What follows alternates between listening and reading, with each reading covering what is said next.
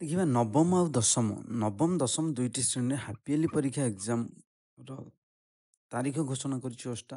ପ୍ରଥମେ ଦେଖିବା ନବମର programme for half yearly examination 2024 4 October 2024 ଫ୍ରାଇଡେରେ ଅଛି।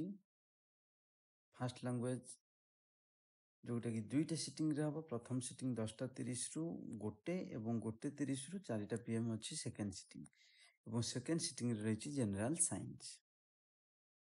ସେମିତି 5 October 2024 Saturday second language English ଏବଂ SS ହିଷ୍ଟ୍ରି ଆଉ ଜୋଗ୍ରାଫି। ତାପରେ 6 ରହିଛି ସଣ୍ଡେ। 7 ଅକ୍ଟୋବର 2024 ମଣ୍ଡେ ରଖିଛି ମ୍ୟାଥମେଟିକ୍ସ ଏବଂ ଥାର୍ଡ ଲାଙ୍ଗୁଏଜ ହିନ୍ଦୀ କିମ୍ବା ସାଂସ୍କ୍ରିଟ। ଏ ରହିଲା ନବମ ଶ୍ରେଣୀର। ଯେମିତି ଦଶମ ଶ୍ରେଣୀରେ ଯଦି ଦେଖିବା ସେମ୍ ରହିଛି ଦୁଇଟା ସିଟିଂ।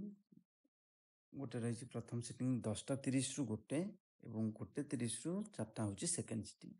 ପ୍ରଥମେ ଫ୍ରାଇଡେରେ ରହିଛି ମ୍ୟାଥମେଟିକ୍ସ ଏବଂ ସୋସିଆଲ ଷ୍ଟଡି ହିଷ୍ଟ୍ରି ଆଉ geography. 5 October 2024 Saturday first language Odia ଏବଂ ଥାର୍ଡ ଲାଙ୍ଗୁଏଜ ହିନ୍ଦୀ ଆଉ ସାଂସ୍କ୍ରିଟ, ଯାହାର ଯାହା ଫାଷ୍ଟ ଲାଙ୍ଗୁଏଜ ଥିବ। 7-10-2024 ମଣ୍ଡେ ସେକେଣ୍ଡ ଲାଙ୍ଗୁଏଜ ଇଂଲିଶ ଏବଂ ଜେନେରାଲ ସାଇନ୍ସ। ଦେଖନ୍ତୁ ସୂଚନା କ'ଣ ରହିଛି, ଆପଣ ବିଦ୍ୟାଳୟର ସମ୍ପୂର୍ଣ୍ଣ ଡାକ ଠିକଣା, ପିନକୋଡ୍ ନମ୍ବର, ମୋବାଇଲ ନମ୍ବର ସ୍ପଷ୍ଟ ଭାବରେ ୱେବସାଇଟ୍ ମାଧ୍ୟମରେ ଇଣ୍ଡେଣ୍ଟରେ ଉଲ୍ଲେଖ କରିବେ। ଗତ ବାର୍ଷିକ ପରୀକ୍ଷା ଆପଣ ବିଦ୍ୟାଳୟ ପାଇଁ ଓଷ୍ଟା ଦ୍ୱାରା ପ୍ରଦତ୍ତ କ୍ୟାସ୍ ମେମୋର ସ୍କୁଲ ନାମ ପୂର୍ବରୁ ବାମ ପଟେ ଲେଖାଯାଇଛି ନମ୍ବରଟିକୁ ଇଣ୍ଡେଣ୍ଟରେ ନିଶ୍ଚିନ୍ତ ଭାବେ ପୂରଣ କରିବାକୁ ଅନୁରୋଧ। ଓଷ୍ଟା ପକ୍ଷରୁ ଏ ପରୀକ୍ଷାଟାକୁ ଯେଉଁମାନେ ଚାହିଁବେ ପରିଚାଳନା କରିପାରିବେ।